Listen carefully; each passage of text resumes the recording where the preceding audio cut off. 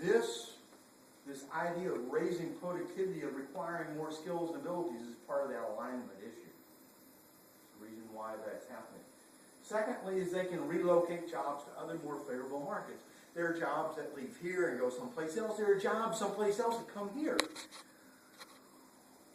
Jobs are being offshored from places like high labor cost areas like India to low labor cost areas like Moorhead, Minnesota, for things like call centers.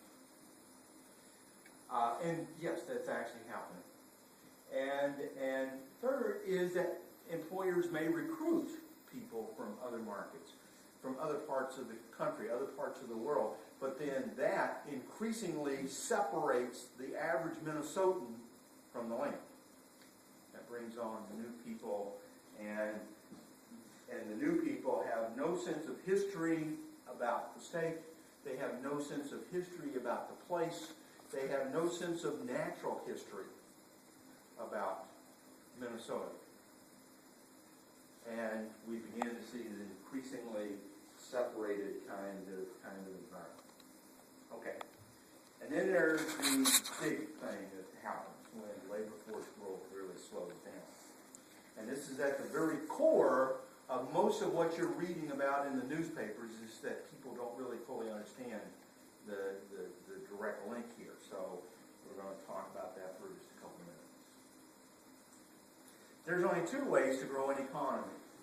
Only two ways. Having more Federal Reserve bank notes in your wallet. Check it, those are called dollar bills.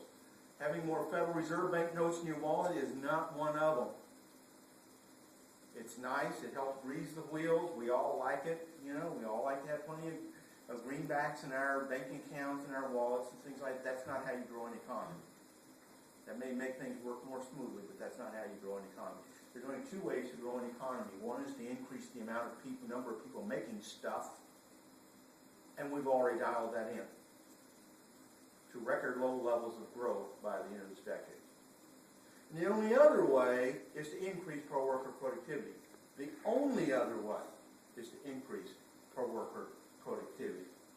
And what that means is that with a slowing labor force growth, productivity is going to need to increase dramatically to be able to just simply maintain the kind of economic growth that we've experienced.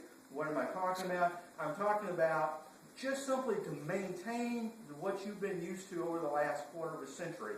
We would need productivity increases on a sustained basis, year-over-year sustained basis, greater than anything that we have seen in the post-World War II period.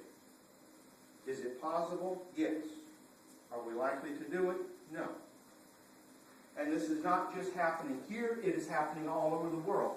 Some of you may have read books by Meadows and Meadows, from 1970, Meadows and Limits to Growth and all that kind of. They were predicated, basically we're all going to die by 1980, and right now we're just a figment of each other's imagination. That we were going to run out of resources. And the reason why we're going to run out of resources is because we were going to have this, we were just going to keep populating the world until we were stacked on each other like cordwood.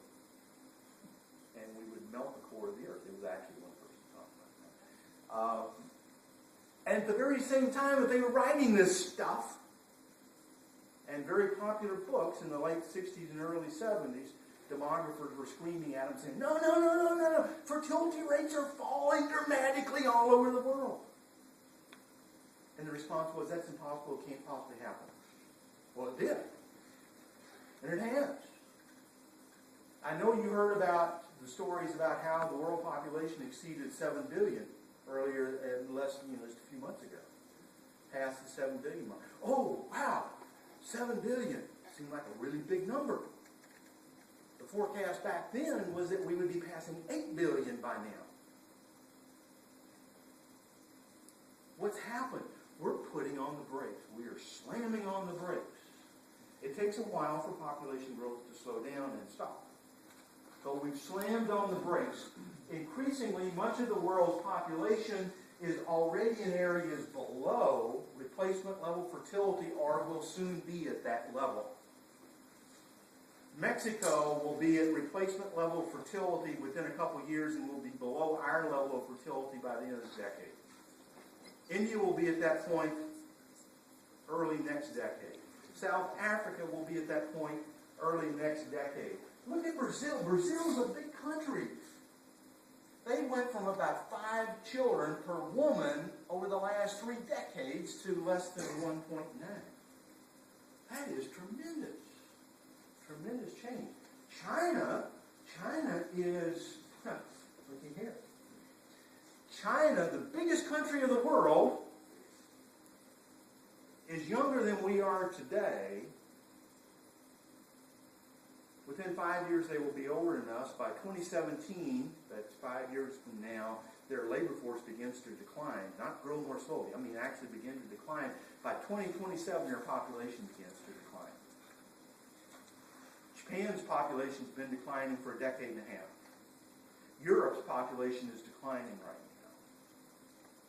The United States is only growing because of immigration. We've been at the low replacement level fertility for a long time. Much of the world is going through the only part of the world that hasn't really seen this yet is sub-Saharan Africa. That's the only part of the world that hasn't seen this. And sub-Saharan Africa is now Minnesota's #1 source of immigration. Okay. So a lot of things are changing this decade.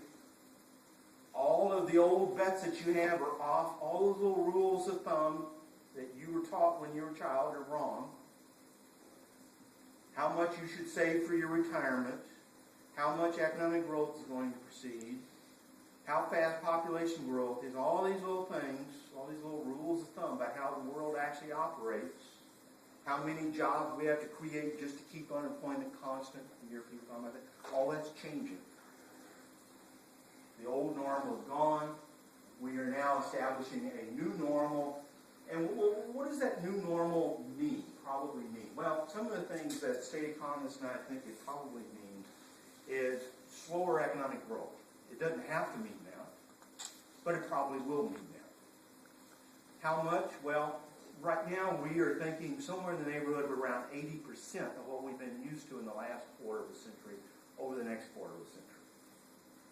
That doesn't seem like much of a difference until you start compounding that over a quarter of a century. It's a pretty big difference. Not warm bodies, but talent will become the scarce resource. The economy that ends up with the most talent at the end of the day wins. There are 2 ways to get talent. One is to develop your own, from your own young people, educate them, and train them. The other is to steal it from everybody else in the world. And how do you, migrate it from everybody else in the world? How do you get people to move here? Well, you have a place that is welcoming, a place with economic opportunities, a beautiful place with all sorts of natural environment. The natural environment is absolutely critical in this and being able to attract that talent pool. That talent pool is really going to be critical. There will be a single-minded focus on productivity. And yes, that single-minded focus is not going to just be in the private sector, it's also going to be in the public sector. And increasingly we're beginning to hear people talk about this in the halls of state government, is how can we improve productivity? That's going to be where some of the greatest opportunities are. Do not expect that to go away. And it's not going to be just about doing things cheaper. We're going to have to change a lot. There will be probably chronic government deficits and cuts in services, and increasingly we'll be worried about how to pay for the past promises that we've made. This is basically the Greek issue where they're cutting pensions. Greece's economy is going down. They're moving south. Their labor force is declining. They're not pushing up worker productivity. They're working really hard. It has nothing to do with hard work. This is nothing not about hard work. It's working smarter. Raising productivity. And right now, they don't know how they're going to pay for past promises. They want the Germans to pay for it. The Germans say, I don't think so. We got our own past promise. What's the biggest past promise that Minnesotans and people in every other state in the United States have? The biggest past promise, and the one that nobody is talking about, is medical assistance long-term care. That's the only part of state government is